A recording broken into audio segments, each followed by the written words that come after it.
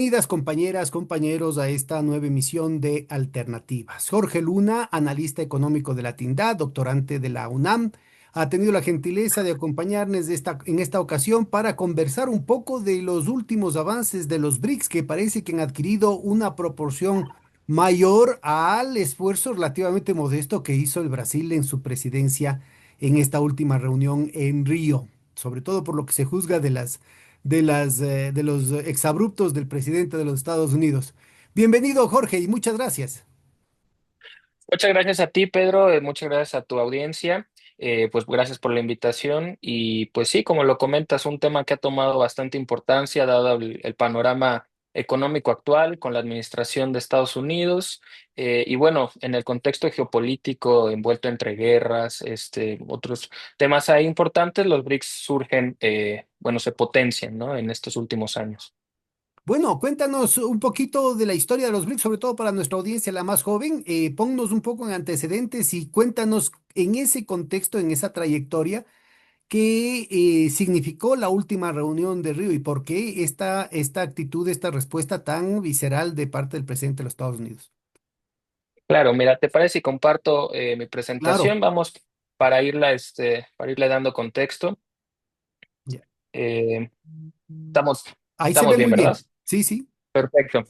Bueno, pues como tal, los BRICS, bueno, planteé la presentación en este sentido. Vamos a ir desmenuzando un poquito qué es este bloque, si realmente es un bloque, si tiene algún grado de integración, cómo podemos llamarlos, dónde nace en la historia. Después nos vamos a ir metiendo más a temas de la arquitectura financiera, que es donde realmente los BRICS encajan perfectamente. Y ya entra a temas más complejos y más puntuales, que son los que en la actualidad los BRICS están impulsando, como el tema de la desdolarización. Y como bien lo comentas, al final vamos a hacer un breve recorrido de las últimas cumbres, algunos puntos claves y riesgos en torno al bloque, dentro del bloque y hacia afuera del bloque. Entonces, bueno. Hablando un poco de los BRICS en su contexto, en qué son, cómo los podemos entender, quiénes los integran. Primero, hay que entrar en un tema de semántica. Hablar de que son un bloque es complicado porque en la economía tenemos conceptos que están definidos, ¿no? Entonces, si nosotros hablamos de un bloque, eso nos alude inmediatamente a algún grado de integración económica. Es algo que no existe en el bloque BRICS. Es decir, no hay un acuerdo de entendimiento comercial explícito que haya sido notificado a la OMC. Entonces, en ese sentido, no podemos llamarlos un bloque. Ahora, ¿serán un grupo? Pues aquí nuevamente, si somos puristas del lenguaje, un grupo refleja que todos pertenecemos a un mismo conjunto, que todos estamos en el mismo salón de clases, por así decirlo. Y el BRICS no es así tampoco, porque tenemos países muy divergentes geográficamente en todos lados del mundo, con dimensiones económicas también distintas. Entonces, hablar de que son un grupo también se complejiza.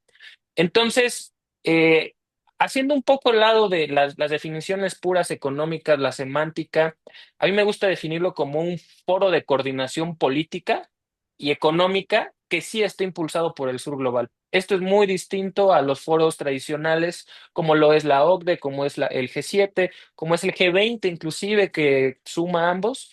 Aquí está impulsado desde el sur global. Y Eh, ahora, lo tiene, interesante, Jorge, vos mucho más joven que yo, pero para los más viejitos, el olor de los 50 años del espíritu de Bandung aparece más allá de las intenciones de los líderes que convocaron eso, porque hay que acordarse que quien primero formula esto es un técnico de Goldman Sachs, ¿no? Es decir, un poco en el contexto de la clasificación de sus mercados de valores, de la publicación de sus índices y de la forma como organizar los portafolios para inversión, ahí se les ocurre la idea de los BRICS sin la S. Y parece que desde el humor la dirigencia china y Rusia dice, bueno, pago por ver. Y empiezan, ¿no? Y en realidad, poco a poco, más allá de lo que quisieran, inclusive sus protagonistas, es evidente que ese espíritu de Bandung que abrió en su momento la iniciativa de Indonesia con su Carno, de Egipto con Nasser, de Yugoslavia con Tito, luego con Fidel en Cuba y con China, con Mao y sobre todo Chu Enlai, que era el más entusiasta en esta situación, y la India con Nehru, pues armaron un polo, así como estás planteando acá, ¿no? Es un polo de convergencia precisamente de la resistencia, no solamente al norte, al oeste, digamos, ¿no? Sino también a la obligación que tenía la gente o los países de alinearse, sea con la posición capitalista o con con la posición imperialista o con la posición socialista. Entonces, esta situación parece ser que de manera por default casi vuelve a aparecer en este grupo, aunque sea por las resonancias, ¿no? Esto es interesantísimo. Sí, como bien lo comentas, nace de una idea Jim O'Neill por ahí en 2001, 2002, como digamos, estos países son grandes, tienen mucha población y entonces englobo a Brasil, Rusia, India y China. Posteriormente se suma Sudáfrica y en la actualidad ya tenemos el bloque ampliado. Ahorita vamos para allá. Pero en cuanto a dimensiones, que también es ahorita lo que vamos a ver, realmente viéndolo desde el lado de las inversiones, viendo desde el punto de la geopolítica, viéndolo desde la magnitud de la economía, los recursos, pues realmente es algo que llama la atención. Ahora, ha ido avanzando, para serte honesto, lo potenció la crisis de 2008. Lo potencia la crisis de 2008, ¿por qué? Porque, digamos, con la caída generalizada de la actividad económica, los capitales buscaron dónde instalarse, por así decirlo, para seguir generando rentabilidad. Y es que empezaron a incrementar el precio de las materias primas.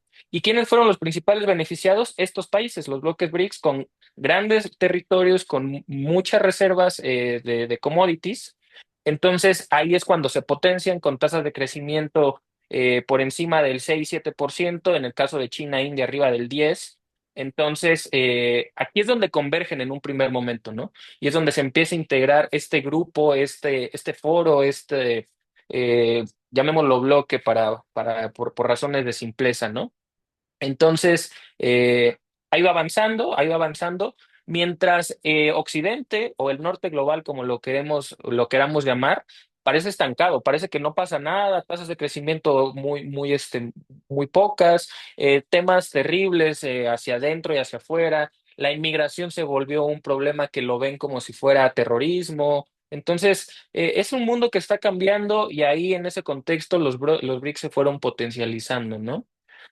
En la actualidad, los objetivos, si bien se han ido ampliando, podemos decir que en esencia son la cooperación, digamos, intrabloque y para afuera es un bloque que sigue invitando a los países del sur global a que se unan. Sobre todo la reforma a la gobernanza global, el decir, a ver, si nosotros en la actualidad somos países más grandes, que aportamos más al PIB mundial, con grandes reservas de materias primas, ¿por qué tenemos tan poco peso en la gobernanza mundial tradicional que digamos, hemos visto en el caso del Fondo Monetario Internacional cómo se ha impulsado durante años para una reforma y dicha reforma no ha llegado? Las cuotas han cambiado, pero realmente no hace la gran diferencia. Los Estados Entonces, Unidos siguen teniendo el 17% del poder de veto, ¿no? Porque se necesita tener más del 83% para poder pasar cualquier resolución en el Fondo Monetario Internacional y los Estados Unidos tienen el 17%, entonces garantizan que nada se hace si es que ellos no quieren, ¿no? así es. En la actualidad ya se habla, algunos ya estamos realmente un poco escépticos en el tema de que si realmente se puede reformar. Ya partimos del hecho de que es un sistema monetario internacional irreformable, por esta cuestión que dices, el derecho Bueno, de y lo veto de mismo se Estados puede Unidos. decir y respecto al Consejo de Seguridad de Naciones Unidas, ¿no? Estamos en lo mismo. Sí, sí, sí, es la misma arquitectura.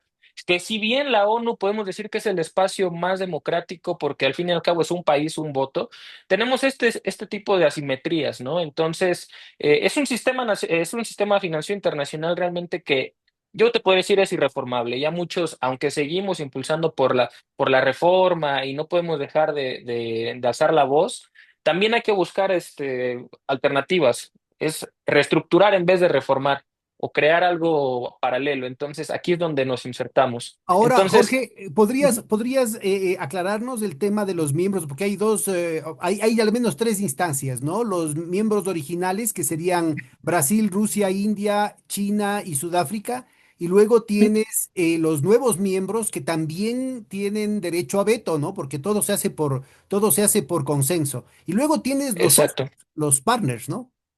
Así es. Sí, para allá íbamos justamente este diagramita a mí me pareció muy lindo, muy ilustrativo. Tenemos los miembros fundadores, que digamos Sudáfrica se anexó, pero ya en cuanto empiezan a colaborar y a crear estas instituciones paralelas, ya estaba formalmente como miembro. Entonces, Brasil, Rusia, India, China, Sudáfrica, de aquí sale el acrónimo de los BRICS.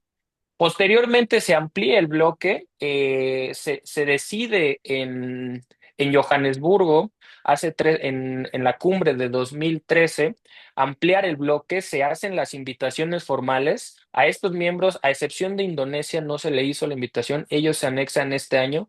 Sí se le hizo la invitación, por ejemplo, a Argentina, pero el cambio de gobierno con Milei, desgraciadamente, dejó fuera a Argentina del bloque, lo cual para Ay, la terrible. región sudamericana, sí.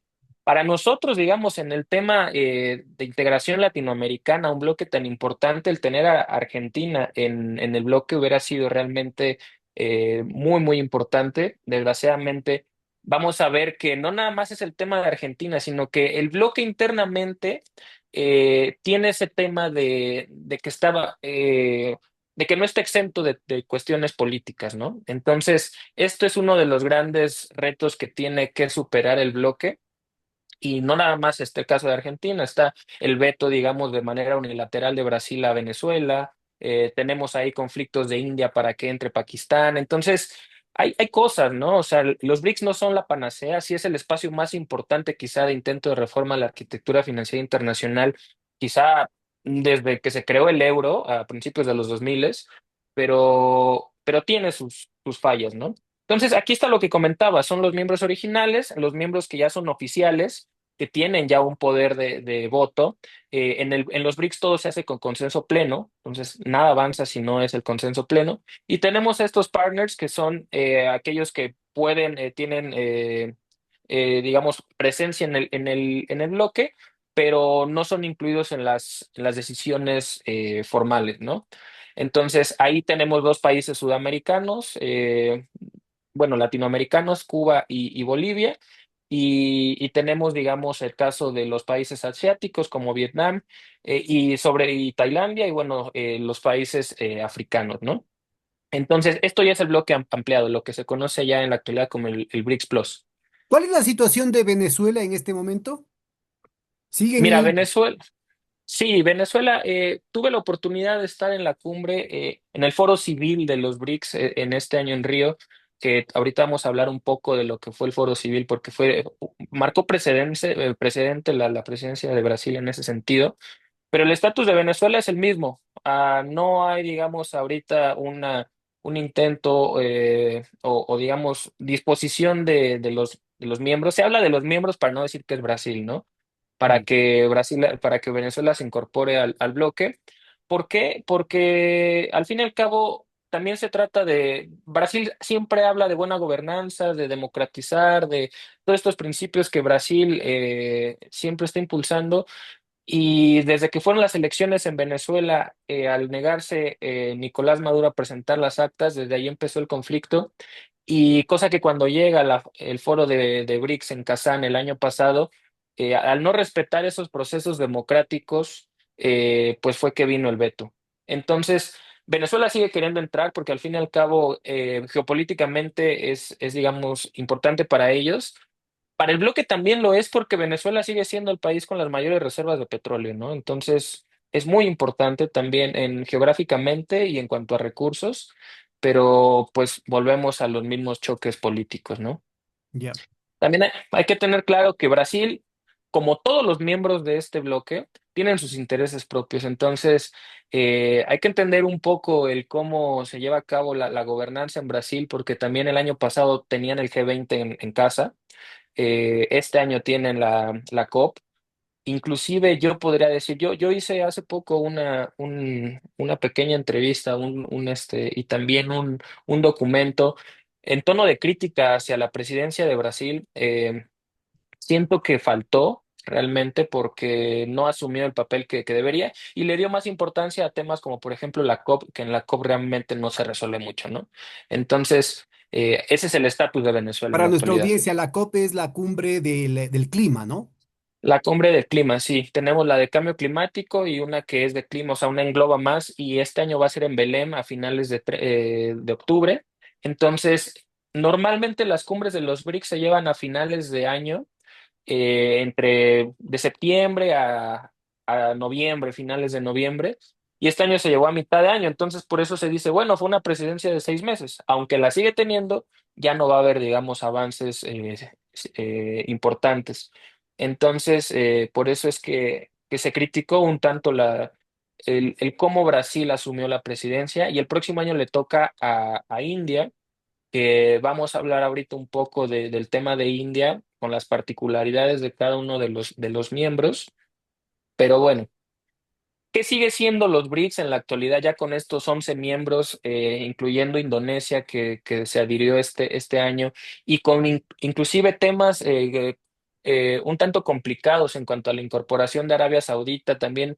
El mismo tema como con Argentina, fue invitado y como que dijo sí, después lo voy a pensar. Al final se le acepta en el bloque, ellos con unas condiciones un tanto particulares. Los pormenores realmente hay que revisarlos, pero tienen un estatus, por así decirlo, especial, el caso de Arabia Saudita, Indonesia miembro pleno, pero en total, ya que hacen estos gigantes económicos, porque veámoslo por donde lo veamos, son gigantes económicos. Bueno, en el PIB mundial, digamos, midiéndolo por paridad de poder de compra, que esto para tu audiencia y para público en general es el a manera de broma, el PIB medido en hamburguesas, es decir, cuánto del dinero que yo genero puedo comprar medido en una canasta. Y aquí nos quitamos el tema de la variación de tipo de cambio que hace, por ejemplo, el PIB nominal que mide normalmente en dólares. Aquí refleja más el poder de compra de lo que yo produzco y cuánto puedo comprar. Entonces, en paridad de poder de compra, China ya es la principal economía del mundo.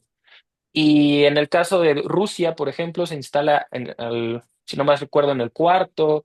Indonesia está muy pegada, es la séptima. Entonces, cuando lo medimos por paridad de poder de compra, las cosas cambian y tenemos alrededor entre el 35 y el 40% del PIB, que no es menor cosa, ¿no? Ahora, mira, un Eh, tema que, aparte del tema cuantitativo, aparece, digamos, aparece cada vez más sorprendente en la convergencia de liderazgos fuertes, ¿no?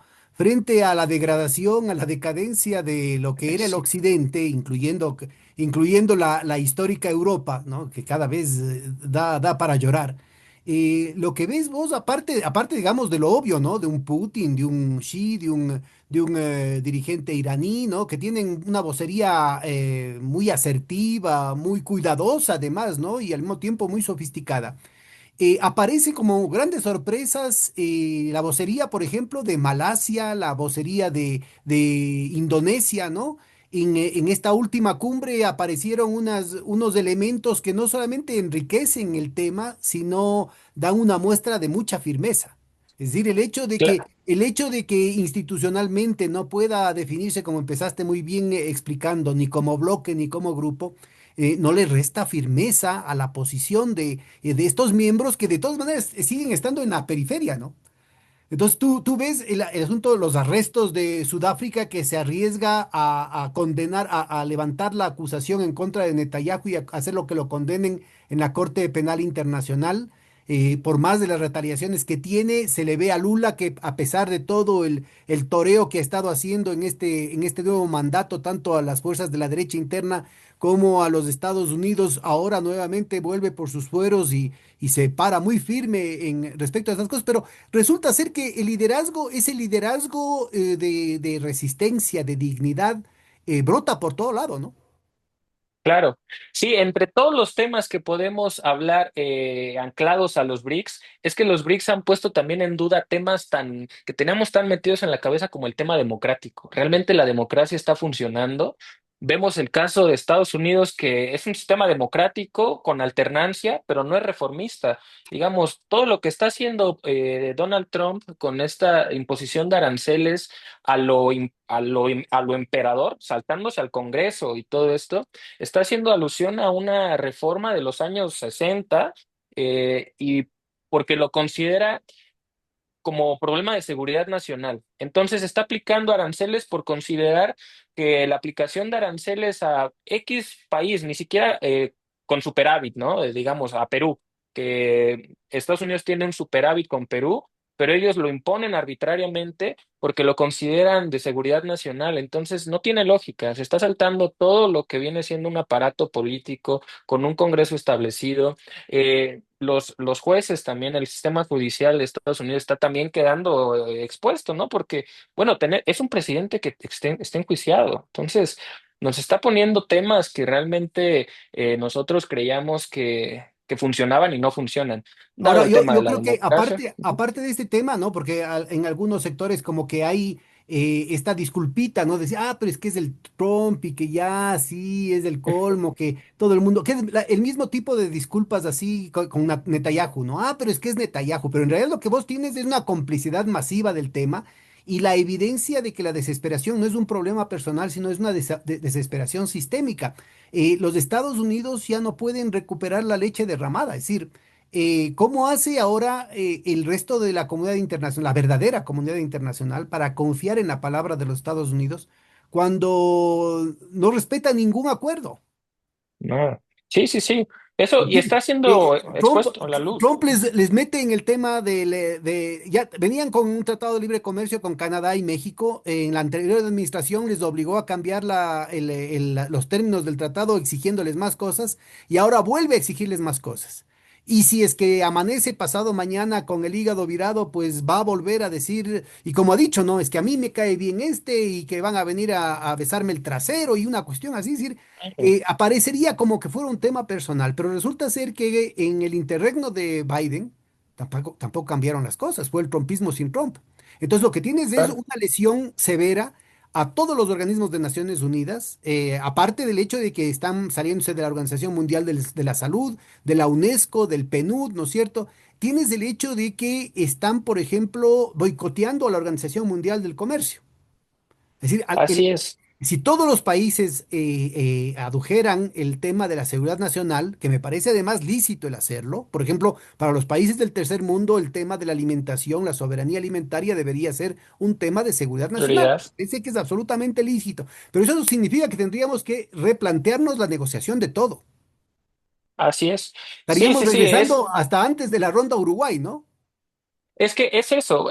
¿Sabes cómo veo yo Estados Unidos en la actualidad? Es como el niño que te invita a jugar con su balón y cuando le vas ganando se lleva su balón y te deja ahí un juego a mitad, ¿no? Entonces, Porque el multilateralismo lo impulsó Estados Unidos. pero ahí está el Ellos punto. fueron El los... niño no es Trump. Lo dijiste muy bien. El No, niño no es Trump. Son los es Estados Estados Unidos. Unidos. Sí, sí, sí, por eso yo digo, en Estados Unidos hay alternancia política, de pronto gobiernan los republicanos, de pronto los demócratas, pero no pasa nada, no hay reformas. El tema, por ejemplo, de Gaza en la actualidad, el genocidio de Gaza, daba lo mismo si ganaba Trump o si ganaba Biden, bueno, si ganaban los demócratas, iba a seguir pasando, la agenda era la misma, ¿no? El lobby israelí está muy fuerte, entonces no pasa nada. Ahora, en Y el lo tema mismo del... pasaría si es que hubiesen tumbado antes a Netanyahu, igual Ehud Barak o cualquiera que hubiera sido el dirigente de la oposición, igual cometían el genocidio que están cometiendo, ¿no? Sí, y el tema de Israel es algo muy complejo, digamos, además de este genocidio, nos dejó ver algo muy grave, que es que Naciones Unidas no funcionan. Esto está pasando a vista de todos y la verdad es que está callado. Entonces, cuando tienes a Naciones Unidas, que es el espacio, digamos, en donde el multilateralismo funciona de la mejor manera, el espacio más democrático, en donde se han llevado a cabo las discusiones más importantes en estos temas, y cuando está sucediendo lo que está sucediendo en Gaza y Naciones Unidas no pasa nada, entonces es que Naciones Unidas no sirve. Y entonces Estados Unidos está saliendo de todos estos intentos de colaboración, como ya lo mencionaste, la Organización Mundial de la Salud, después el Acuerdo de París y cualquier cosa que se les ocurre. Entonces, este juego de multilateralismo que ellos nos invitaron a jugar cuando ya no les conviene, se salen y entonces ya dejan ahí al mundo a la expectativa, pero no, tampoco lo sueltan Es porque el perro del es un, hortelano. Ni comen ni dejan comer. Ahora, el punto es que con este contexto, que estuvo muy bien traído, el que se haya planteado en este momento de tu exposición, yo creo que brilla el papel de los BRICS, precisamente por default, ¿no? Es decir, ante el desmoronamiento del orden mundial establecido después de la Segunda Guerra Mundial, que favorecía a todos los Estados Unidos, los propios Estados Unidos se encargan de demolerlo y no hay alternativas. Entonces, las esperanzas del mundo, aunque en casi todos los países, sobre todo aquí en el patio trasero, hay mucho temor a decirlo, pero las esperanzas en todo el mundo, y no me refiero solamente a la izquierda, son de que desde este nuevo polo puedan florecer ciertos espacios de institucionalidad, porque en ausencia de norma, la ley de la selva siempre termina arrasando con los más débiles, ¿no? Claro. En la actualidad de Estados Unidos lo que le queda realmente es el poder militar. Si el poder económico comercial ya lo siente, es al fin y al cabo lo que pasa con un imperio en decadencia, ¿no? Cuando ya realmente no eres fuerte en temas de comercio, en temas económicos, lo que te queda es hacer uso de tu fuerza militar. Entonces, ahí es donde Estados Unidos sigue teniendo la batuta. Y por más de que, digamos, de los BRICS en conjunto tengan un armamento importante, si nos vamos ya a una cuestión de guerra, no nos va a quedar mundo, o sea, no va por ahí, no es llevar esto a un conflicto bélico de gran magnitud, porque después de, si llega a haber un conflicto de esa dimensión, ya está de más hablar de que si los BRICS, el PIB o las reservas, o sea, ahí se acaba el mundo. Entonces, Estados Unidos lo sabe y está utilizando esa beta para seguir teniendo el control. Fuera de eso, ya realmente el mundo ve a Estados Unidos como alguien con el que no se puede hacer negocios. Por ahí decían, es un grave error tener a Estados Unidos de enemigo, pero parece que es peor tenerlo de amigo, ¿no? O sea, en el caso de México, muchas veces hemos dicho, bueno, nosotros estamos, nuestro gran problema económico es que estamos tan lejos de Dios y tan cerca de Estados Unidos, porque esta política de Estados Unidos de empobrecer al vecino, a nosotros no nos permite realmente mirar hacia afuera. Nosotros tenemos que obedecer ciegamente al tema de los aranceles porque nuestro comercio es arriba del 85% con Estados Unidos. Entonces, nosotros tenemos una dependencia muy fuerte. El mundo en ciertos sectores, sobre todo el caso asiático, ahorita vamos para allá, se ha ido desvinculando. Hay intentos y hay avances, aunque estos estén por abajo del agua, tiene que llegar a debilitar esos grandes pilares que instauró Estados Unidos con los acuerdos de Bretton Woods, que son obviamente las instituciones como el Fondo Monetario, el que ahora es Banco Mundial, eh, pero sobre todo vamos a llegar a un punto esencial que es el dólar. Si no nos quitamos al dólar de encima, que es la pieza angular del sistema monetario, no hay para dónde hacernos. Mientras todo se comercie en dólares, no hay para dónde hacernos. Y ahí es donde sí los BRICS ya están metidos de lleno. Y A aunque ver, en el cuéntanos, discurso... cuéntanos, porque yo les veo más bien muy tímidos, ¿no? El nuevo Banco de Desarrollo sigue prestando en dólares, entonces el mejor de los Sí. proyectos que te endeudas en dólares tienes que pagar en dólares, pues y para lo tal tienes que seguir reforzando el monopolio mundial que tiene el dólar sobre la transaccionalidad, la liquidez, el crédito, el comercio, el crédito de desarrollo, etcétera, etcétera. Así es que, no sé si tienes algo preparado Vamos. respecto a eso.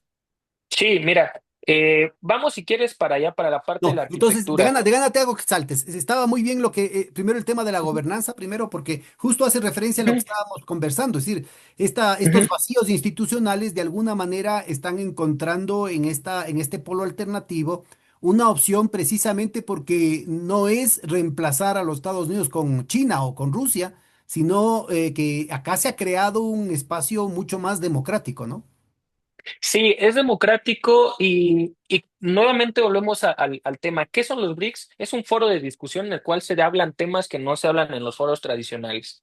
Ahí salen los temas de gas, ahí salen los temas de la desdolarización, del cambio en el sistema de pagos, de comercio entre monedas locales, todos esos temas que en el G7 no los vas a escuchar o vas al Spring Meeting y nada más escuchas lo mismo de siempre y vas a las reuniones anuales y escuchas lo mismo de siempre y en la OCDE lo mismo de siempre. Aquí se retoman temas que realmente son de coyuntura internacional y impulsados desde el sur global. Entonces, ¿qué llegan? Pues al fin y al cabo en temas de gobernanza y los canales por los cuales trabajan los BRICS son con las cumbres anuales, ¿no? Participan cancilleres, finanzas, de secretarios de finanzas, eh, se ha invitado ya a un consejo empresarial, porque al fin y al cabo muchas veces satanizamos al empresariado, ¿no? Al sector privado lo tenemos como, ay, no, es que si le delegamos todo al sector privado, ya sabemos cómo nos va y sobre todo somos latinoamericanos. Entonces, pero es importante tener un consenso con ellos porque también, digamos, retomando el modelo chino,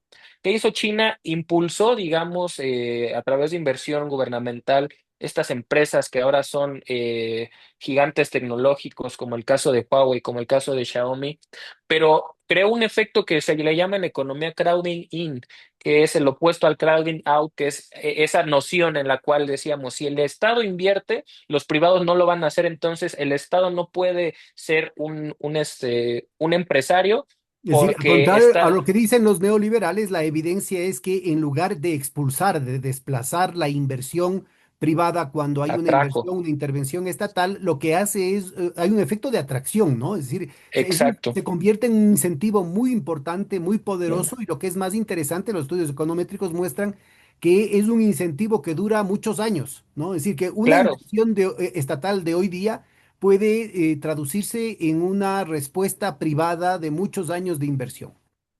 Sí, y por eso hemos tenido el crecimiento sostenido en el caso China, que ahora está ya viendo hacia el mercado interno, ¿no? Entonces, creo que esto lo debería de leer un poquito mi ley porque, digamos, esta noción de las privatizaciones masivas y que el Estado no sirve para nada, pues hay que repensarlo porque en los últimos años, obviamente con dirigentes de la altura de, como ya bien lo mencionaste, de Putin, de Xi Jinping, grandes, digamos, grandes líderes se ha repensado esta manera de llevar la economía y la relación que tienes con el sector privado. Entonces, eso lo entienden los BRICS y también ya tiene este consejo empresarial, porque, por ejemplo, también en el caso del dólar, que para allá vamos, de hecho va a ser como el clímax de esta charla que tenemos, necesitas al privado para comerciar en moneda local porque aunque no lo sepamos, existen acuerdos bilaterales o regionales de comercio en moneda local, pero si tú le preguntas a los exportadores privados, bueno, ¿por qué no comercias en el caso, por ejemplo, sudamericano? ¿Por qué no comercias tú, Brasil, en reales con Argentina en pesos argentinos?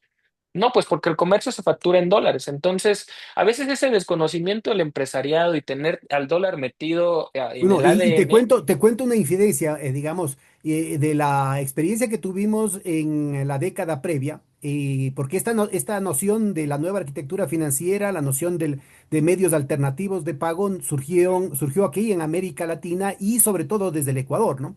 Y la respuesta más reticente no venía de los empresarios. Venía de los economistas. Los economistas somos los lavados del cerebro, ¿no? Es decir, cualquier cosa que no sea el dólar, cualquier cosa que no sea lo que dicen los libros de texto que vienen del norte, pues era una herejía, era aventurerismo, era una barbaridad, ¿no? Entonces, ahora resulta ser, esto de aquí estoy hablando de, esto planteábamos hace 20 años, ¿no? Hace 20, 15 años. En foros estoy hablando de economistas alternativos, de economistas heterodoxos, de izquierda, hasta marxistas que se espantaban cuando oían de este tipo de cosas, ¿no? Y más bien a nivel empresarial, el momento que explicabas que había la posibilidad de hacer una cámara de compensación, como lo que después resultó con el Sucre, ¿no? Que funcionó. El mero hecho de que haya funcionado fue un éxito enorme porque se lo hizo en muy pocas semanas. Es básicamente una conexión de los sistemas de pago que ya existían en el Banco Central. Es decir, en los bancos centrales, un tema absolutamente muy barato, muy sencillo, muy desburocratizado que les tapó la boca a una cantidad de detractores, ¿no? Increíbles, insisto, que estaban no solamente en la derecha, sino también en la izquierda, y enquistados en los gobiernos progresistas, que impidieron que esto pueda progresar un poco más. Pero lo interesante de esto es que a nivel empresarial, inclusive de países que no estaban involucrados, con el tema de la iniciativa del Sistema Unitario de Compensación Regional, el Sucre, que era parte del ALBA, que estábamos básicamente de América del Sur, Ecuador, Venezuela, Bolivia, luego del resto de América Latina estaba Nicaragua, Cuba, algunos otros países del Caribe, y resulta ser que empresarios, por ejemplo, de Chile, empresarios de Colombia, estaban interesados en participar en eso, porque le Claro. veían lo práctico, ¿no? Del asunto. Entonces, a mí me parece muy saludable el que se esté consolidando este consejo empresarial que estén viendo más allá del tema ideológico, más allá de la cuestión, digamos, de lo que dicen los libros de texto y de lo que dicen ¿cómo te digo? Las adhesiones doctrinarias e identitarias, si se quiere, ¿no? Tipo Guerra Fría. Lo que tienes ahorita es un mundo que está cambiando muy rápidamente y el centro de gravedad de la tecnología, de la economía, ya no está en los Estados Unidos. Claramente viene en el Asia y está dentro de los BRICS. Claro, sí, sí, sí. Bueno, en el tema de los economistas cometemos muchas veces ese error. Nos quedamos muchas veces en lo teórico, que desgraciadamente nuestra formación sí es. A ver, la economía es una ciencia que nace en Occidente, ¿no? Al fin y al cabo es una ciencia bastante ortodoxa y tenemos eso en el ADN y a veces en lo pragmático nos quedamos un poco atrás.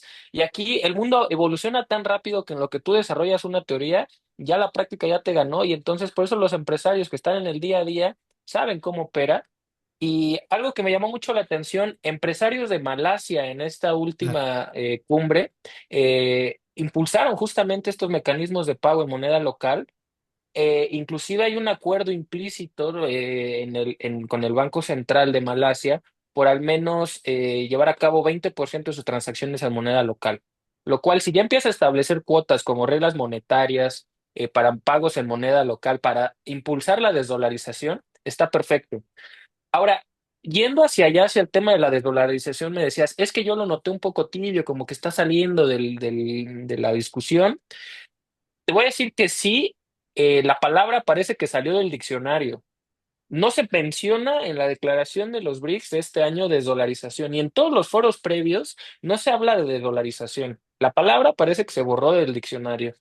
Pero si tú ves, o sea, y ves el bosque y no el árbol, ahí está de manera implícita. Yo no lo entendía y también la crítica fue frontal de que no, están dormidos y realmente están en pausa. Están en pausa, es la sesión, la cumbre de Río no fue tan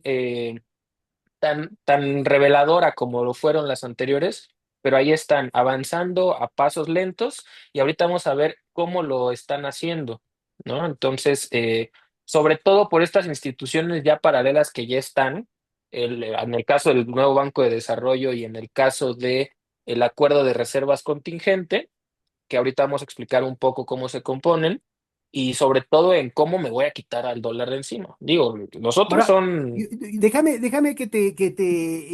te insista para ver si lo sigues desarrollando en el Ujú, curso de tu exposición.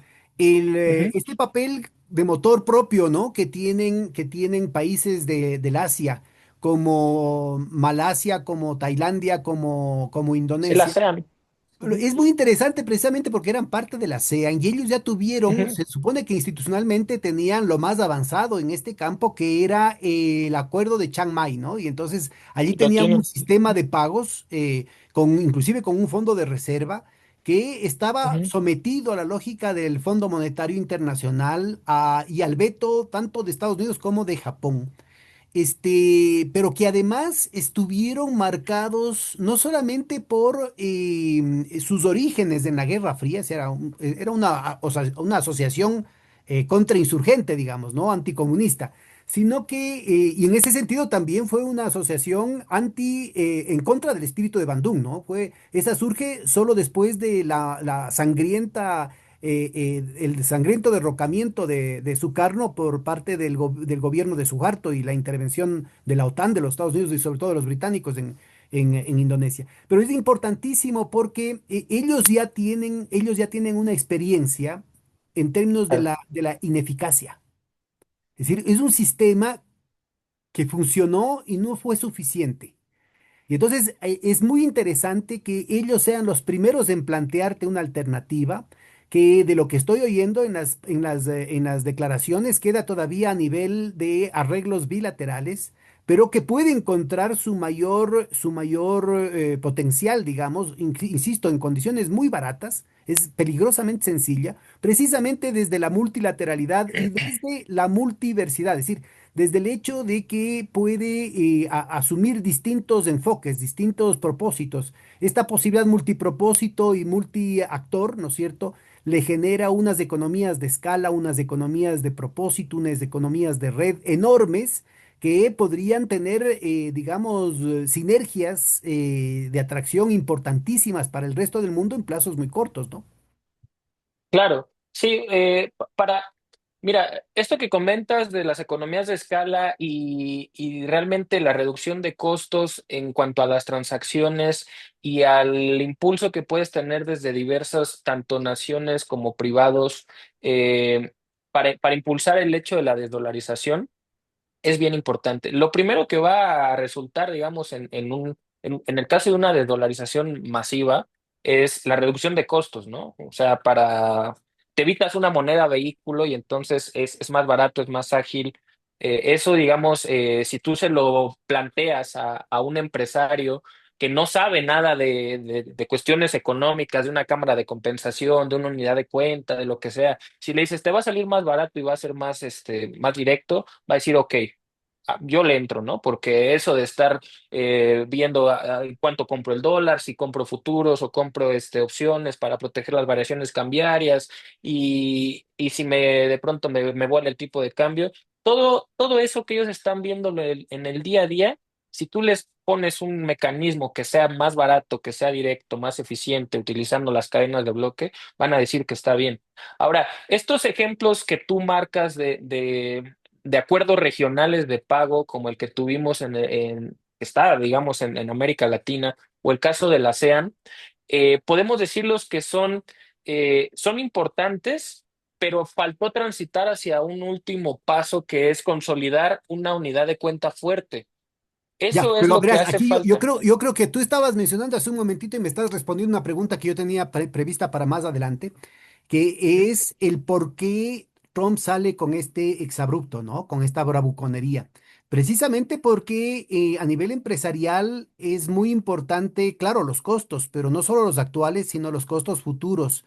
Y el clima, aunque parezca mentira, el clima empresarial, sobre todo en países como los nuestros, en América Latina, es de un temor generalizado.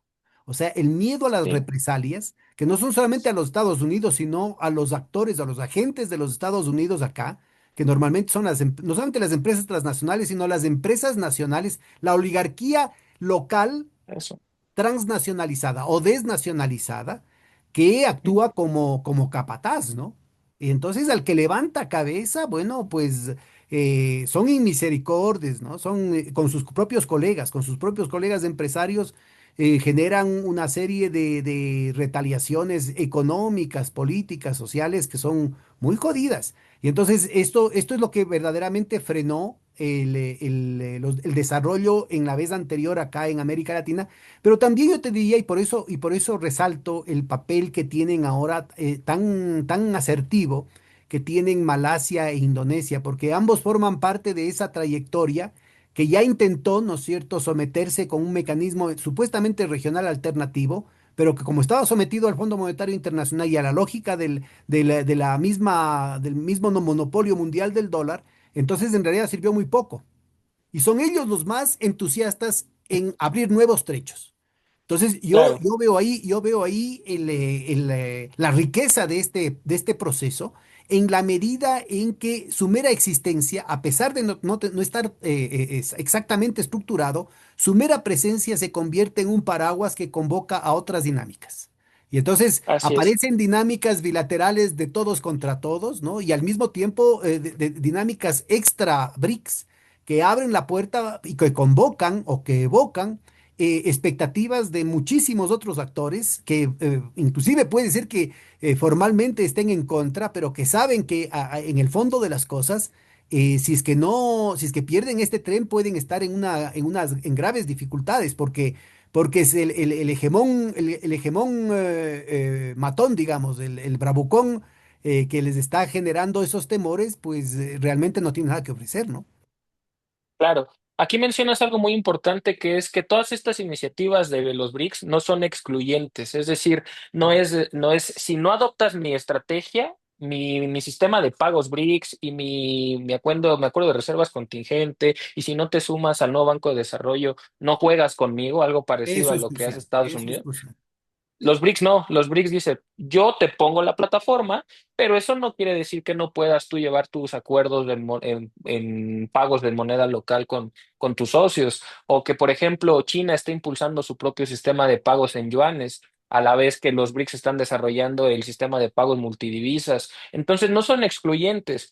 Inclusive nos dicen, a ver, tú México, tú Ecuador, si quieres comerciar en este sistema de pagos, puedes hacerlo, no hay ningún problema, no es excluyente. No es utilizado como un arma geopolítica como lo hace Estados Unidos con el SWIFT, que de pronto tienes un conflicto en Rusia y lo dejan por fuera del SWIFT y entonces ahí tú tienes que, cuando utilizas el dólar como arma para poner sanciones y utilizas tu sistema de pagos para poner sanciones y es nada más jugar con aquellos que hacen lo que tú quieres y comerciar con aquellos que son los que tú quieres, digamos, ahí las cosas cambian, ¿no? Vemos ahí el tema de las sanciones a Cuba, a los petroleros, a Rusia. Y entonces, ¿qué hacen cuando no pueden comerciar en dólares? Pues buscan alternativas y ahí están. ¿Te Entonces, BRICS ahí parece? está aportando. ¿Te parece, Jorge, si nos adentramos un poco más en detalle con las láminas que tienes preparadas para justamente los dos mecanismos a los que hacías referencia? Claro, sí. En cuanto a la arquitectura financiera que ha creado los BRICS, hay dos instituciones importantes. Una ya funcionando, que como ya adelantaste, en la actualidad no dista mucho de cualquier banco de desarrollo de los que tenemos, como el BID, como la CAF, eh, porque opera en dólares, ¿no? Al fin y al cabo es un banco de desarrollo pequeño que lleva a cabo proyectos de infraestructura, pero pues no pasa mucho con él. El otro es el acuerdo de reservas contingente, que viene siendo como un mini fondo monetario, ¿no? Este para cubrir problemas de balanza de pagos, o sea, para lo que en la realidad fue creado el Fondo Monetario Internacional con los acuerdos de Bretton Woods, que es para estabilizar balanza de pagos, que después hizo todo, o sea, después fue utilizado como un brazo, un brazo armado del Tesoro de Estados Unidos, con estas políticas de ajuste y todo, pero tenemos estas dos instituciones. Tenemos también un sistema de pagos que está en prueba por los bancos centrales, que se le llama el BRICS Pay, que está en el papel nada más porque no funciona. Entonces, una cosa es lo que está en el papel y los intentos, y estas intenciones, lo otro es lo que ya está operando. Ahora, ¿qué podemos decir del nuevo Banco de Desarrollo con los datos que tenemos? Pues realmente lo mismo que podemos decir en su inicio, con la diferencia de que está aceptando nuevos miembros. A mí no me gusta tanto meterme en temas de las instituciones de los BRICS porque si analizas a los BRICS por las instituciones que han creado, vas a decir que con los BRICS no pasa nada. Realmente porque tienes un banco de desarrollo muy pequeño, que es el nuevo Banco de Desarrollo, con una cartera ahí, lo ponemos 105 proyectos, tenemos un capital autorizado de 100.000 millones, pero de los cuales solo está suscrito el 52.000 millones, pero solo está en la bolsita ahorita de 10.000 millones, que es muy poco, ¿no? Entonces es un banco de desarrollo pequeño que está aceptando nuevos miembros. Eso es importante. El caso de Colombia acaba de sumarse al nuevo Banco de Desarrollo sin ser un miembro ni siquiera partner de los BRICS, ¿no? Está también Uruguay, quien ya está queriendo entrar al nuevo Banco de Desarrollo. Entonces, pero funciona como un banco de desarrollo cualquiera, ¿no? Digamos, no hay algo que sea distinto, salvo el hecho de que además de prestar en dólares, también puede prestar en alguna otra divisa, pero con un fondo tan pequeño, pues no llega mucho, ¿no? Los fundadores, bueno, los países, los originales, ahorita la cuota está alrededor de 18.98. Miembros adicionales han hecho estas aportaciones pequeñas que son menos del 3%, y bueno, está la invitación abierta para los países de la ONU, que es lo que te comento, es un banco abierto. Eso realmente, te digo, por eso a mí no me gusta analizar a los BRICS desde las instituciones porque no pasa nada. Inclusive analizándolos desde el sistema de pagos, que tuve la fortuna de analizar uno de los documentos en cuanto a ya los temas más metódicos de cómo estaría funcionando, utilizando cadenas de bloque, liquidaciones directas, la necesidad de estas monedas digitales soberanas para liquidaciones. Que le llaman peer-to-peer, y que son inmediatas, inclusive llegan hasta el punto del cual tú podrías comerciar con un wallet en tu teléfono y en tu moneda directo, entonces es algo, te quitas la intermediación bancaria y son transacciones en segundos. Hacia allá va. Bueno, y ahí, Algo y ahí parecido, tocaste lo clave, pues. O sea, sí, vuelve al sistema bancario privado irrelevante. Pueden sí, participar, pero también pueden no participar. Y exacto. eso significa que le estás quitando el sartén de la mano. Aquí, obviamente, quien está muy avanzado en estos temas de pagos alternativos es China, con este WeChat y el Alipay, que al fin y al cabo tú haces transacciones, todo se paga, es A realmente ver, el grado. cuéntanos despacito para nuestra audiencia, detállanos cada uno de esos instrumentos. Sí, nosotros aquí en América Latina estamos muy acostumbrados todavía al dinero, papel, a las moneditas, a cargar la billetera. Si no, pues bueno, la tarjeta de crédito que al fin y al cabo está anclada a un banco y bueno, ahí tenemos nuestros fondos. Pero en el caso de China, utilizan dos aplicaciones que son de privados, porque son de privados con autorización del Estado. Una es Alipay, que es socia de Alibaba, una de las grandes empresas chinas, y la otra es WeChat, que es una plataforma parecida a al WhatsApp que utilizamos. Por medio de estas plataformas, tú realizas pagos donde sea.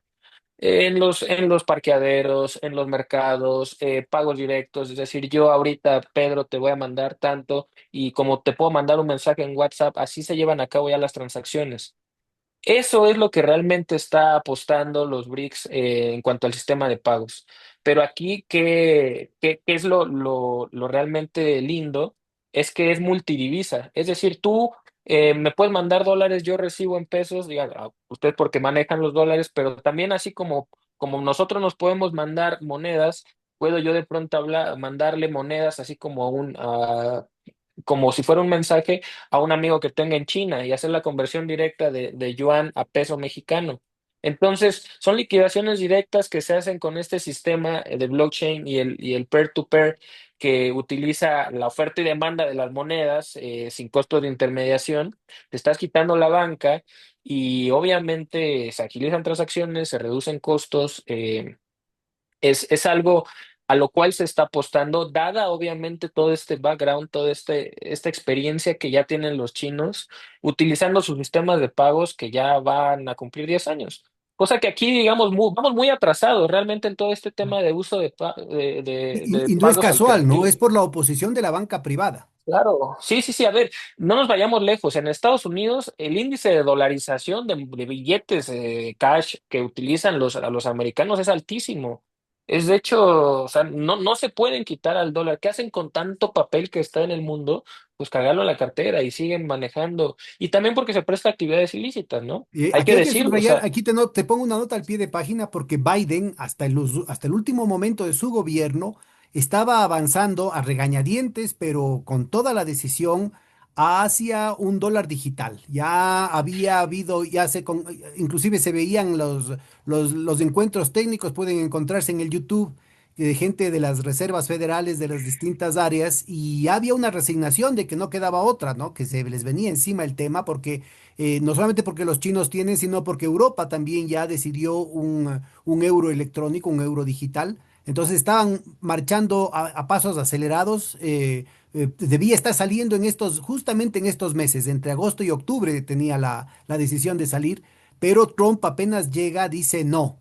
Páreme la mano, aquí no vamos a tener el dólar electrónico y lo que vamos es a virarnos hacia las criptomonedas. Y ahí viene todo este juego de bicicleta financiera con el Bitcoin, con los stablecoins, que en realidad lo que hace es darle muchísimo oxígeno a todo el mundo de la especulación en criptomonedas, que favorece los dineros mal habidos, la fuga de capitales, el lavado de dinero, la corrupción, la total opacidad en lo que tiene que ver con el pago de impuestos, en lo que tiene que ver con los sobornos, el tráfico de drogas, el tráfico de personas, el todo. tráfico de armas, el tráfico de órganos. Sí, sí, sí. Este es un tema realmente que nos da para 3 sesiones. Y es un tema que está ahorita. ¿Por qué? Porque como mencionas, primero se estaba apostando por estas monedas digitales soberanas, como lo están haciendo los chinos, como en el caso de Latinoamérica lo está haciendo Brasil, como lo está haciendo Rusia, en su momento Europa, pero ahora se está delegando a los stablecoins, que es otra cosa, porque aquí no son reguladas, ¿no? Son monedas cuyo valor se ancla a una moneda estable, en este caso el dólar, pero ahí estás delegando tu estabilidad monetaria a privados, que además son privados que esa moneda la utilizan para actividades ilícitas. Entonces, imagínate el grado de monstruo que está creando Estados Unidos, en el cual la estabilidad de la moneda, que ya los bancos centrales no quieren porque se están deshaciendo de los bonos del tesoro, como lo hizo Japón, como lo hizo China, es una moneda que ha perdido alrededor del 13% en lo que va del año. Y de pronto esa estabilidad monetaria tú la confieres a estos stablecoins que lo emite un privado, digamos, en un cuarto con máquinas enormes, se minan y se emiten stablecoins, pero no están reguladas. Y se trata de hacer una legislación y lo mismo, y Europa está en la misma dirección.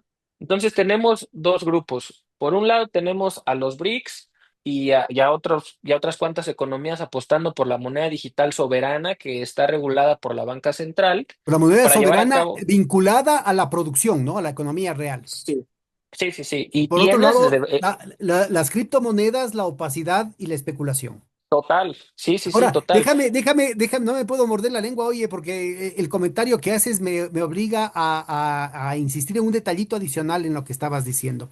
La fórmula que está planteando Trump, en realidad, toda la parafernalia de las criptomonedas y de toda la bicicleta financiera no funciona en absoluto si no tuviera como eje central lo que se llamaría emisión inorgánica, es decir, impresión de moneda o aplastar una teclita de la Reserva Federal y crear moneda de la nada, crear capacidad de compra de la nada. Y al revés, es decir, esa creación de capacidad de compra de la nada no necesita en absoluto pasar por todos los mercados artificialmente como está haciendo ahora con stablecoins y con el Bitcoin y con las otras criptomonedas, sino que es parte de la opción política, porque es economía política que hace Trump, de incorporar a su coalición a estos poderosos intereses vinculados al mundo cripto, ¿no? Sí, es algo parecido, obviamente en mayor magnitud a lo que está intentando hacer Argentina. Argentina necesita dólares, entonces, Y ¿qué Bukele, hace? ¿no? Pues, Y y Bukele, Bukele también. Claro, necesitan dólares, entonces ¿cómo atraigo dólares? Pues con todos esos dólares que salieron de mi economía por actividades ilícitas, todo este lavado de dinero, todo esto, estos empresarios que sacaron sus dólares cuando estuvo el cepo cambiario, entonces ahora los invita a regresar porque necesita dólares. ¿Qué necesita Estados Unidos, dado que imprime como enano y tiene este privilegio exorbitante de la emisión a costa de sus déficits? Porque si tú emites y te desvinculas de la producción, lo que estás generando es que cada billete que tú imprimes es deuda. Al fin y al cabo es una promesa de pago. A veces nos olvida eso. ¿Qué es un billete? Qué es un dólar? ¿Qué es un peso? Qué es un yuan? Es una promesa de pago del Banco Central. Entonces, si tú te pones a emitir dólares como loco, quiere decir que tu déficit, tu deuda va a incrementar. Y eso es lo que pasa en Estados Unidos. Está endeudado a más del 100% de su PIB y con déficits que son incorregibles. Es decir, la política arancelaria de Estados Unidos, además de que no está acompañada con una estrategia de industrialización real, realmente yo no he visto cifras de cuántas empresas han relocalizado su producción, pero deben ser las mínimas.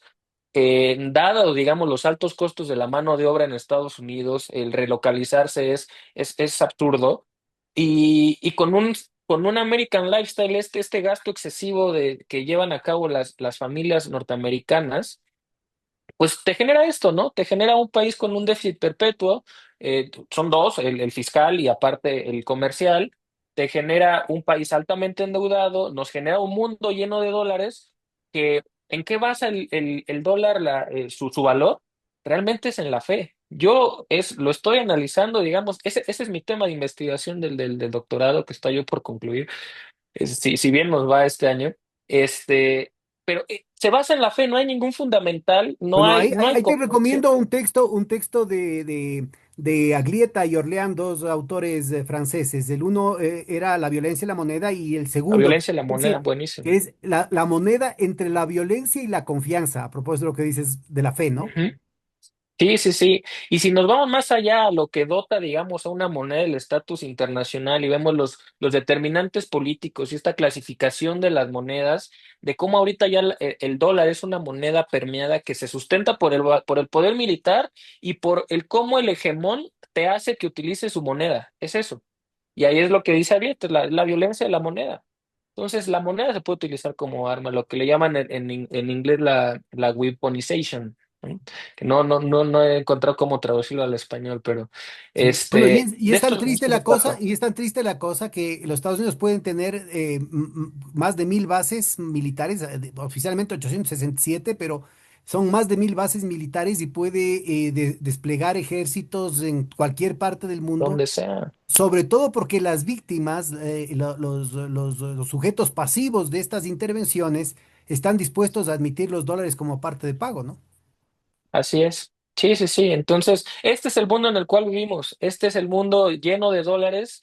Este es el mundo con instituciones financieras que no funcionan, no están a la altura de los problemas actuales, con gobiernos como el de Estados Unidos, en el cual vemos que hace lo que quiere, donde quiere, no respeta acuerdos, se sale de los acuerdos que ellos mismos crearon, establece reglas del juego que ellos no cumplen, apoya genocidios. Entonces, obviamente, bloques como los BRICS son los que dicen, bueno, si bien no son la panacea, digamos, un espacio distinto. De nada nos sirve a nosotros ir a discutir a las Spring Meetings, de nada nos sirve ir a discutir al G20, al G7. Por eso es que no hay ahorita solicitudes de adhesión al G20, pero sí hay a los BRICS. Se Es van quedando sin realmente, público. sí, se están quedando sin público. Van Algo, a tener que hacer alguna rifa, ¿no? Es decir, a ver, a los que quieran entrar al G20 les vamos a rifar, no sé, pues un viaje con Elon Musk a Marte. Entonces ahí se algo pronto así. encuentran algún cliente. Sí, sí, sí, algo así. Y llama la atención, por ejemplo, el cierre de la cumbre de este año en Río, que Lula inclusive les dice, no sé si de manera irónica o inclusive tratando de ser un poco moderado, decir, bueno, ya somos, el bloque está creciendo, ¿cuántos faltan para de los G20 para que se sumen? Pues los invitamos. Entonces, es algo que es irónico, ¿no? Bueno, como Pero van bueno, las cosas, yo creo que el próximo miembro de los BRICS va a ser los propios Estados Unidos. Vamos a verle a Trump ingresando a los BRICS para sorpresa de todo el mundo. Sigamos Estados adelante. Unidos se puede esperar cualquier cosa. Así es. Siguiendo, bueno, con el nuevo Banco de Desarrollo, como ya te comenté, ¿cuáles son los programas y en qué se diferencia un tanto de los bancos actuales? Pues son estos que, digamos, está abierto a llevar a cabo financiamiento con otras monedas, estos notas a mediano plazo en euros, emisiones, sí, de dólares en general, se presta dólares, pero también estos mercados domésticos, la emisión de bonos panda, que son estas emisiones que hacen extranjeros, pero en yuanes dentro de China, es un mecanismo bastante peculiar. Y también China, cómo permite esta emisión porque tiene a Hong Kong. Es un tema China está muy bien blindado, ¿no? China tiene un control de la moneda, China tiene un control de cuenta de capitales, pero también no se cierra a la inversión extranjera y utiliza a Hong Kong. China realmente es muy complejo describir la estrategia china, pero bueno, en eso se diferencia un poco, utilizando este expertise de los chinos, cómo pueden financiar en otra moneda. Ahora, sí está entre sus objetivos elevar el financiamiento de monedas locales. Pero te digo, a veces ya quisiéramos que de la noche a la mañana me levantara yo mañana y leyera en las noticias, el dólar cae su valor 100% y el fondo se dinamitó.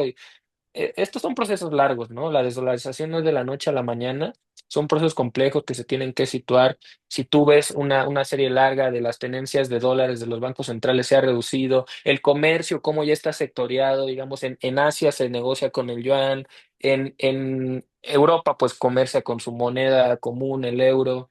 En América Latina sí no nos queda de otra, tenemos el dólar, pero estamos avanzando, ¿no? Y también el tema de los bonos temáticos que también da para hablar en otra sesión, esto de los bonos verdes, los bonos sociales sostenibles, eso también está en la Es agenda todo de un los problema, mira, porque aquí en el Ecuador, bajo las de banderas canje más de nobles, Galápagos.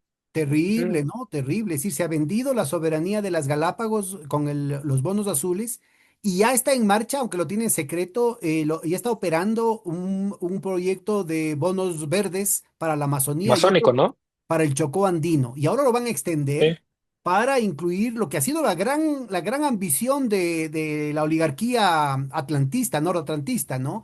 De quedarse en nombre de la ecología, del ambiente, del patrimonio de la humanidad, de quedarse con la Amazonía, quedarse con la cuenca del Orinoco, de la Amazonas, del Plata. Y yo creo que lo van a terminar haciendo a través de estos bonos temáticos. Hay que ser muy cuidadosos, ¿no?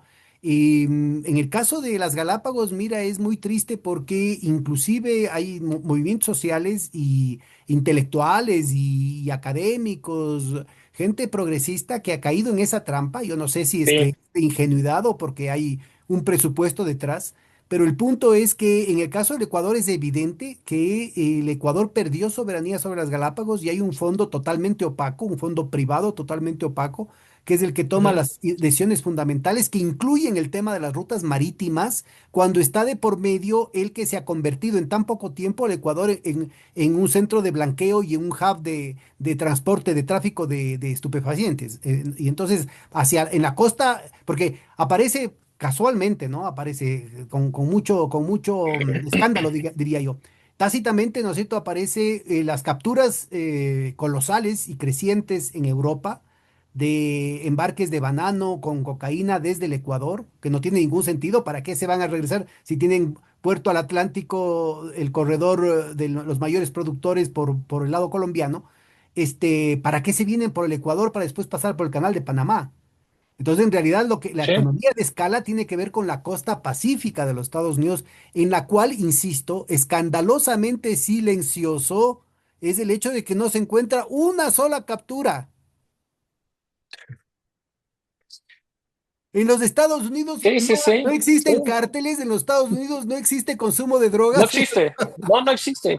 Eso dímelo a mí, que nosotros nos se Claro. la pasan, sí, diciéndonos que nosotros somos los malos, nosotros somos los que intoxicamos ahí a su población, pero no, o sea, ellos son los que tienen también ese problema. A ver, la droga ya no se produce en México, la droga la producen ellos, son los estos del fentanilo y eso, se está produciendo allá. Y aquí está, Entonces, son temas. entonces, este es un tema que bien que lo pones acá porque es fundamental que no vayamos a caer que no vayamos a caer con las instituciones alternativas también en esa onda, ¿no? Sí, Y yo toparía, me iría al punto anterior del fondeo del del nuevo Banco de Desarrollo. En realidad, si es que se lo hace con monedas locales, son recursos de emisión. Es decir, nada, no implica ninguna disputa fiscal el que los estados, o sea, por ejemplo, Rusia imprima digitalmente rublos y los ponga en el nuevo Banco de Desarrollo para hacer préstamos. Que obviamente los países exacto. que asuman tramos de sus préstamos en rublos va a ser para comprar tecnología rusa. Y los chinos no tienen ningún problema, ninguna disputa fiscal ni Para nada. inflacionaria si con recursos de emisión ponen yuanes. Y obviamente con los segmentos de los préstamos que tenemos en yuanes, vamos a utilizarlos para adquirir tecnología china. Y lo mismo con los iraníes, y lo mismo con los brasileños, y lo mismo con cualquier otro país que, como bien mencionabas hace un momentito, fíjate las posibilidades enormes, ¿no? No necesariamente tienes que ser miembro de los BRICS para ser parte del nuevo Banco de Desarrollo. Y ahí pondríamos una campanita para México, porque aquí sería, Exacto. aquí sería una palanca importantísima de lo que fueron los últimos 90 años de diplomacia, inclusive priista, que con mucha sabiduría se apalancó en el resto de América Latina para defenderse un poco del peso del cargamontón que le hace los Estados Unidos todo el tiempo, ¿no? Sí, totalmente. Es todo un tema. Este tema de los canjes está en todas las discusiones y se ha ampliado a diferentes ejes temáticos. Ya no nada más es clima, es salud, es educación. Entonces, en este tema hay que tener mucho cuidado.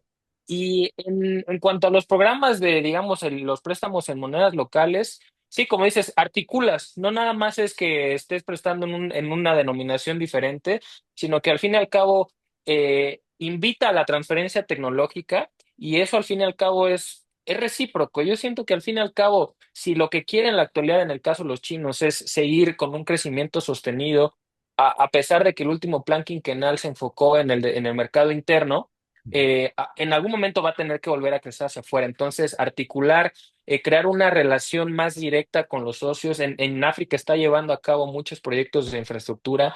Entonces, esto es importante. Y si bien los chinos tampoco hay que idealizarlos, tienen su manera de hacer las cosas, pero los chinos no han tenido que disparar un arma ni ponerte bases militares, es de lo que estamos cansados todos nosotros, ¿no? Ni derrocar a un Entonces, Allende, ni derrocar a un Arbenz, ni derrocar sí, a ninguno de estos gobiernos progresistas o alternativos, ¿no es cierto? Como lo han hecho los Estados Unidos en su patio trasero y teniendo la hegemonía claro, cultural, ¿no?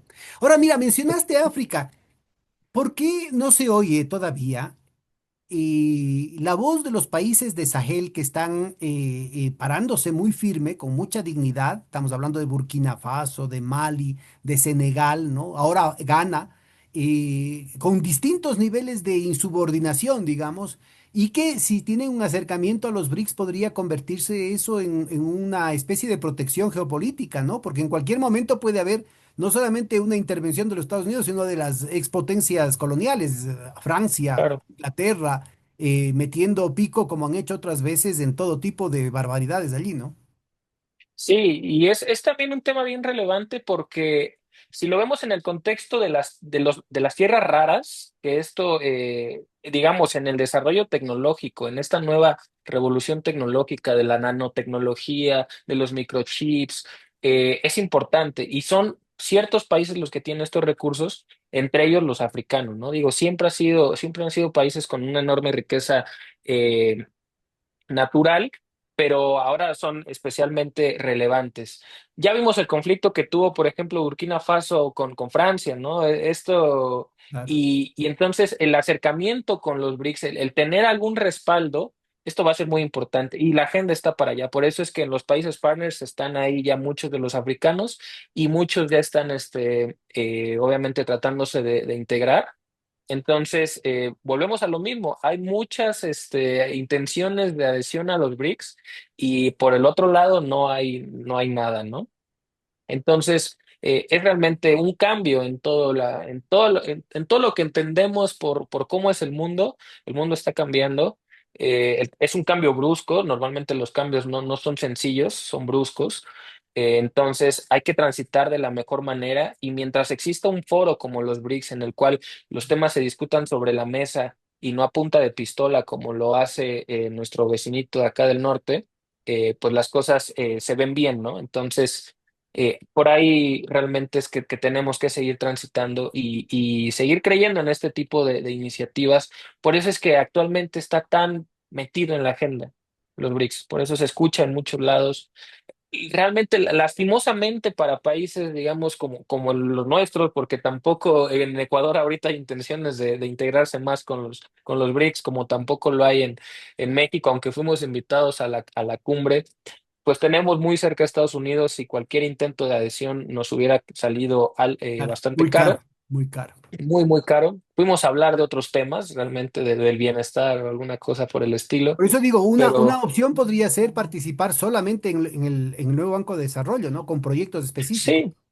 Sí, se puede hacer, pero volvemos a lo mismo. En la actualidad, el participar en el banco de desarrollo no dista mucho de ser parte de otro banco de desarrollo.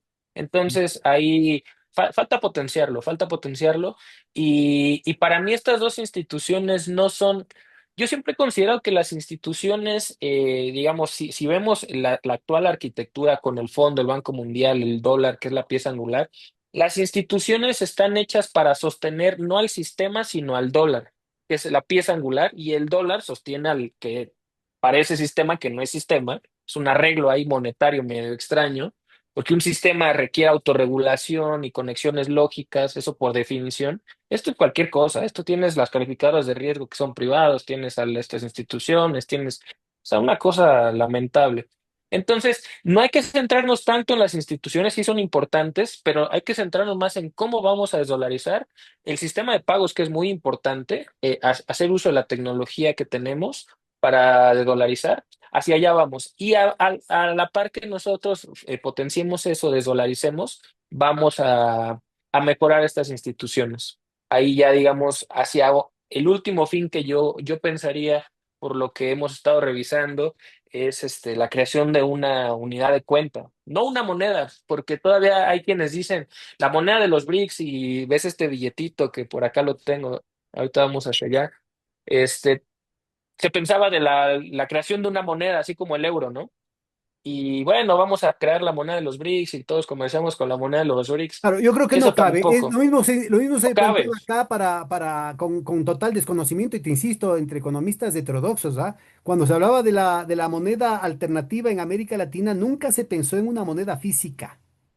Yo estuve Sí, no, presente, era unidad de cuenta. era una unidad de cuenta y era una moneda digital, ¿no? Sí, sí, sí. Que funcionó, además, que a pesar de todo funcionó, con todo el boicot que hubo y la criminalización que se dio con respecto al Ujú, Sucre, el Sucre funcionó. Entonces, claro, el punto es que muestra eso, es que es es llegar ahí. peligrosamente sencillo, mano. O sea, esto se lo Sí. puede hacer en cuestión de pocas semanas. Y eso Ujú, entra en funcionamiento, pero como un avión, en el momento en que se despejen los obstáculos de las amenazas, ¿no? De la weaponización a la que tú hacías referencia. ujú. ¿Y sabes en qué ayuda también? Al fin y al cabo, el tener una unidad de cuenta, además de que dé estabilidad al resto de bueno, a las monedas que conformen esta unidad de cuenta, y si la adoptas ya, digamos, para emitir bonos, por ejemplo, a mejores condiciones de mercado, o sea, ya con una unidad de cuenta fuerte se puede hacer bastante. Claro. Nosotros, por ejemplo, desde Latin se ha impulsado, por ejemplo, el uso de los DEX, que desgraciadamente los decks siguen siendo un instrumento del fondo. En su diseño pueden no ser tan mal, porque al fin y al cabo se basa en una idea keynesiana del Bancor, que al fin y al cabo le ganó la idea del dólar anclado al oro y después la desvinculación del oro del dólar. Pero al fin y al cabo, en la idea no está mal el diseño del deck, pero es del fondo. Entonces aquí la idea es, vamos a crear una unidad de cuenta que sea de los BRICS, o no nada más de los BRICS, sino una canasta monetaria que sea estable, vamos a darle estabilidad al sistema como tal, y ahí pues obviamente ya podemos hacer uso de todos los beneficios que tiene tener una unidad de cuenta fuerte. Y En el lo caso de cual América no Latina. quiere decir, habíamos hablado en una reunión previa con Daniela y justamente ella nos conversaba de la reunión de Sevilla, ¿no?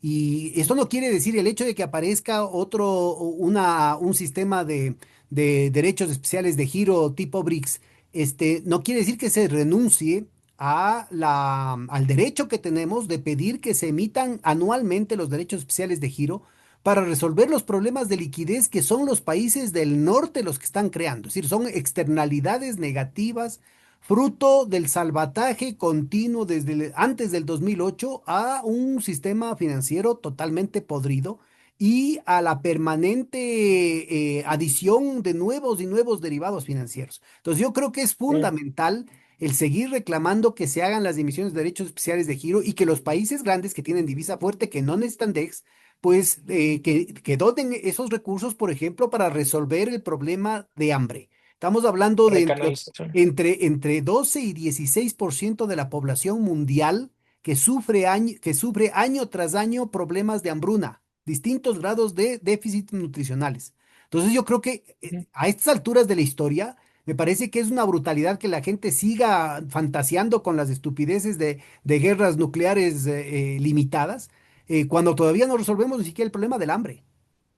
Eso es un tema Claro, que podría, insisto, en el año, mira, cuando nosotros planteamos el tema de los derechos especiales de giro en Naciones Unidas, nos dijeron, ah, pero eso es technocratical nonsense, eso es una barbaridad, ¿cómo va a plantearse, no? Yo recuerdo economistas mexicanos, economistas peruanos, gente supuestamente vinculada al desarrollo, decían, ah, no, pero es que eso no se puede hacer, eso es una barbaridad. Después muchos de ellos han cambiado y han dicho, no, no, pero si nosotros siempre estuvimos a favor, si de hecho ya se hicieron emisiones. Mira, eso no es cierto. La única emisión masiva que realmente se empieza a hacer es justamente a partir del 2009, ¿sí? Y lo importante es que en ese momento la Organización de Naciones Unidas para la Alimentación y la Agricultura, la FAO, el director era Jack Diouf, ellos hicieron un estudio de cuánto necesitaban en torno a esta iniciativa que veníamos planteando y solo necesitaban 30.000 millones, verás, para resolver, digamos, anualmente, ¿no? No es un tema de una solución estructural, pero para la gente que pasa hambrunas, y ahorita empecemos por el tema de Gaza, empecemos por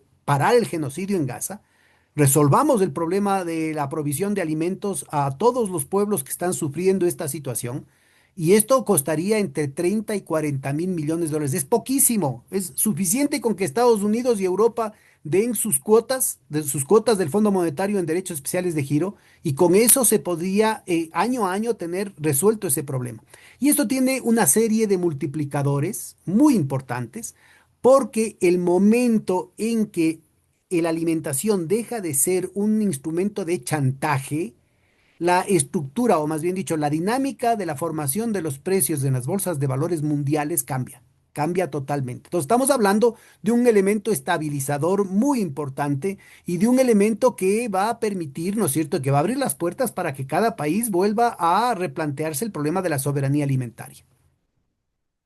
Claro, sí, sí, sí, son muchos temas realmente que están detrás, que se podrían resolver, que desgraciadamente no se priorizan y que, como dices, a veces dentro de nuestra misma economía, las oligarquías, como ya lo mencionaste hace un rato, te lo frenan, ¿no? Porque muchas veces se nos olvida eso, qué es lo que nos conviene a nosotros como país y qué es lo que le conviene a las oligarquías de nuestro país, que es una cosa muy diferente. Así Entonces, es. en un mundo en el cual el principal problema es la concentración de la riqueza, porque realmente es eso, lo que ha traído estas políticas de apertura comercial, de libre mercado, lo único que llevó es a una mayor concentración del ingreso. Tenemos ultra ricos y tenemos un problema de pobreza que no se ha podido solucionar, y el mundo ha crecido, pero la riqueza está concentrada. Ese es el gran problema, ¿no?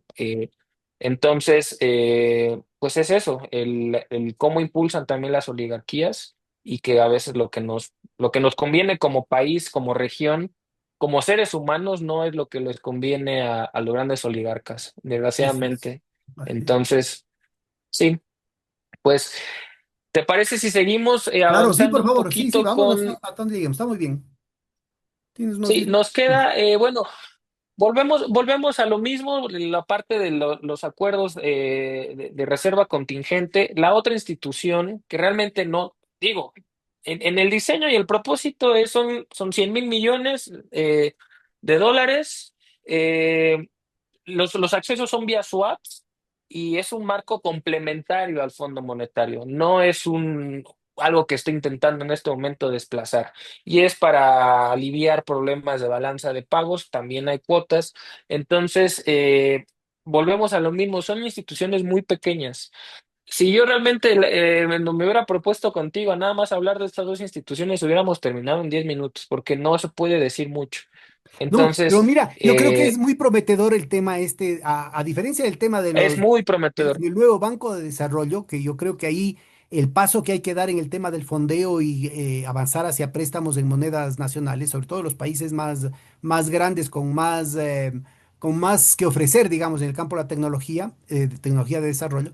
El campo de los sistemas de estabilización de balanza de pagos, yo creo que pueden tener un avance muy significativo a través de una red de swaps. Pero de nuevo el tema es que no sean bilaterales nomás, sino que puedan Y no, pues, establecerse. Por eso es tan importante el tema de que hay una cámara de compensación sí. multilateral, Ujú. multidivisa, multipropósito, ¿sí? Porque los arreglos bilaterales que son necesarios, es decir, para que Argentina pueda tener un swap con yuanes, necesita tener una relación bilateral con el Banco Central de China, no hay otra alternativa. El Banco Popular de China tiene que darle, o si no, no hay opción. Entonces, estos arreglos bilaterales, que era el problema que tenía la organización de Chiang Mai, ¿no? Que era un espagueti de 1.000 cosas bilaterales, ¿no? Y que jamás funcionaban bien. Si es que no hay una cámara de compensación, no es posible despertar sinergias. Entonces, Claro. en realidad los esfuerzos, yo te diría, mira, Perú, que probablemente es una de las economías más estables en el 2025, de acuerdo a lo que dice la CEPAL, mm, tiene amortiguados 80.000 millones de dólares, es decir, es el equivalente al 80% del PIB del Ecuador, en reservas internacionales, que no puede utilizar en hospitales, en escuelas, en refinerías, en puertos, en aeropuertos, en infraestructura, en ciencia, en tecnología, ¿sí? Entonces, el costo es, lo pongo solamente como un ejemplo, ¿no? Porque el costo es altísimo, el costo es altísimo. Entonces, si tú sumas los recursos que tiene, sobre todo el sur global, varados ahí, que no los puede utilizar para otros propósitos prioritarios en su desarrollo, inclusive en los términos humanos, realmente la posibilidad de minimizar ese costo a través de los mecanismos swaps es enorme. Entonces, yo sí creo que debería trabajarse con más empeño en el potencial de despliegue de esta situación, justamente a partir de una cámara de compensación. El momento en que los swaps bilaterales tienen una cámara de compensación, esto explota, es decir, se convierte en un instrumento tremendamente versátil que va a dar lugar a una optimización de los recursos de cada país, ¿no? Que de nuevo, ojalá pueda abrirse la posibilidad de que puedan haber participaciones de distintos gradientes, ¿no? De distintos niveles de compromiso. Sí, aquí el tema de las reservas y el cómo las utilizas, digamos, para la estabilidad monetaria es que el Banco Central es nada más un custodio, ¿no? Entonces, tu estabilidad monetaria depende de la cantidad de dólares, bueno, reservas, pero en su mayoría son dólares que tienes tú en tu custodia. Entonces, cuando tú tienes que priorizar como lo hacen todos los bancos centrales de la región o la mayoría, la estabilidad de precios, tienes que a la vez estar viendo el que no el que no varíe el tipo de cambio porque puede haber un efecto traspaso que te despegue en inflación. En el caso de Ecuador, que no tiene la moneda propia y tiene, digamos, la moneda que circula es el dólar y funciona de otra manera, una cámara de compensación como la que es el CRA funcionaría como si fuera una especie de su banco central estabilizador y en la cual sí podrías, digamos, tener como una válvula, por así decirla, para que tú puedas llevar a cabo más otro tipo de proyectos o de machar, digamos, algún tipo de fluctuaciones en balanza de pagos. Yo te invitaría, Entonces, Jorge, para discutir ujú, a profundidad este tema que me parece que es apasionante. Y son temas que no se están discutiendo en América Latina, ¿no? Y que no. son tremendamente pertinentes, tremendamente relevantes y urgentes, porque se nos viene, en plazos muy cortos, se nos viene una serie de desafíos por la crisis mundial y por el efecto de los arancelazos y para los cuales América Latina no tiene nada previsto. Es decir, quiere resolverlo con las mismas recetas tipo Fondo Monetario de siempre y va a quedarse muy corto, ¿no? Va a quedarse muy corto. Y entre otras cosas porque han desbaratado a la poca institucionalidad que teníamos con el ALADI y con otros mecanismos que de alguna manera pudieron haber servido en el pasado y que ahora no lo tienen. Así que yo te dejo, están muy interesantes tus argumentos, no los comparto, pero básicamente yo lo dejaría ahí porque ya se nos va acabando el tiempo. Yo no sé si quisieras más bien redondear este tema y vamos abriendo la puerta y la invitación para que contigo o con otros compañeros que tú mismo sugieras podamos tener otra sesión para debatir estos temas a profundidad y con un poco Más más de... monetarios. Sí, Chévere, claro, más monetarios, sí, sí, sí, ¿ya? perfecto. Sí, sí, sí. Pues sí, como dices, al fin y al cabo, sí, el acuerdo de reservas contingente sí tiene potencial en la actualidad. Lo que está funcionando, pues prácticamente es poco, pero de que tiene potencial, lo tiene, ¿no? Entonces nos quedamos con eso. Las contribuciones, pues como tal son estas, te digo, sí hay un sistema de cuotas, por así decirlo, con China, digamos, a la cabeza, dada la magnitud de la economía. Las otras tres economías siguientes, con el 18%, digo, 18 millones de dólares, 18.000 millones de dólares, y Sudáfrica, que es el más pequeño, con el 5. Así es como se conforma el acuerdo de reservas contingente. Se está llevando a cabo por parte de los bancos centrales pruebas de activación. eh, y te digo, todo esto está, si bien está, digamos, en el diseño, no, en la práctica no opera como debería. Por, por un lado es, digamos, esta falta de disposición, pero por otro lado también es la falta de una estructura compleja, ya completa, que lo haga operar y lo potencie, ¿no? Entonces, en eso estamos en cuanto a las dos instituciones. Ahora, llegando al punto central, que digamos vendría siendo para ir cerrando, es el tema de la desdolarización, que como ya lo hemos venido hablando en toda esta conversación que hemos tenido, es al fin y al cabo, si me preguntas, es hacia donde tienen que ir los BRICS, es donde es lo que tienen que tener puesta en la mira, porque al fin y al cabo sin desdolarización no te puedes tú desvincular del sistema actual que está podrido, como ya lo hemos venido hablando. Entonces, ¿qué está pasando realmente en el discurso? Si bien, como dices, esta parece que está estancado o que se ha quitado de la agenda, yo siento que está implícito en el diccionario, parece que se borró, pero ahí está. ¿Qué puede hacer el nuevo Banco de Desarrollo? Pues impulsar, como ya lo mencionaste, estas monedas, estos préstamos en monedas locales, ya sea en el yuan principalmente, pero también en reales, también en Ruans. Entonces, si es un banco que sea multidivisa, ahí ya, digamos, te alejas un tanto del funcionamiento tradicional de los bancos de desarrollo. Los pagos transfronterizos con interconexión de sistemas, acuerdos bilaterales, estos al fin y al cabo se puede hacer mediante líneas de swaps o con las monedas digitales soberanas, que también se tiene que seguir avanzando y ser un contrapeso real a todas estas monedas ficticias o las stablecoins que operan bajo otra lógica, totalmente desvinculadas de la supervisión y la regulación nacional e internacional. Creo que si transitamos hacia una economía de ese tipo, digamos, más de cripto sobre la cadena, lo que viene siendo el Bitcoin, no vamos hacia ningún lado, ¿no? Por todo esto se crecía, por todas estas actividades ilícitas que rondan la emisión de las stablecoins, creo que esto no debe permitirse. Entonces debe de avanzarse, sí, en los otros mecanismos para desvincularte del dólar, que es, digamos, las monedas digitales soberanas son una gran opción. Y también estos acuerdos regionales de pago, como que si bien han tenido sus fallas, hay que aprender de esas fallas en el caso de la ASEAN, en el caso de América Latina, y avanzar hacia una unidad de cuenta.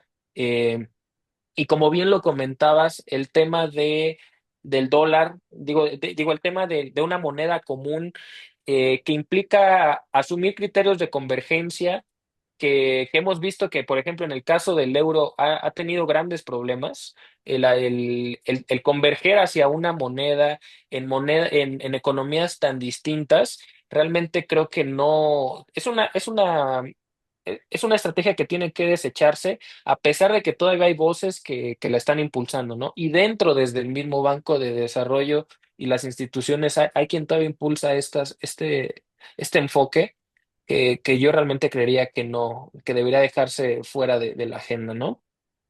Ahora, ¿qué tenemos en la actualidad? Seguimos teniendo el dólar, que es la moneda dominante, la moneda que más poseen los bancos centrales, si bien se ha reducido, está alrededor del 56% por el último dato que revisé.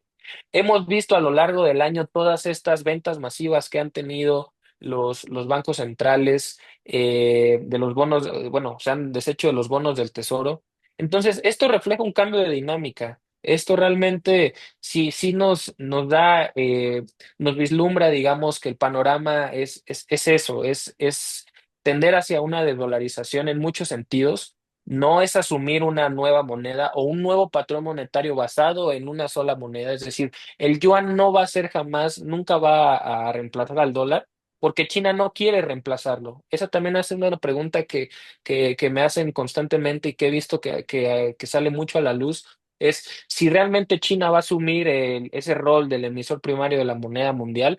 No lo va a hacer, y China lo ha dicho mil veces. China no quiere asumir los costos de ser el emisor de la moneda global, pero sí está llevando a cabo la desdolarización a su manera y la yuanización de una manera distinta, ¿no? Con estos proyectos de infraestructura en África, con acuerdos, con swaps, digamos, acaba de renovar el swap con Brasil. Entonces, son estos mecanismos que está llevando a cabo para impulsar el uso de su moneda, obviamente el uso de la moneda digital soberana, su medio de pagos.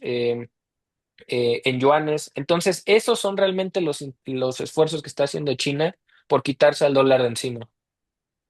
Ahora, Muy bien.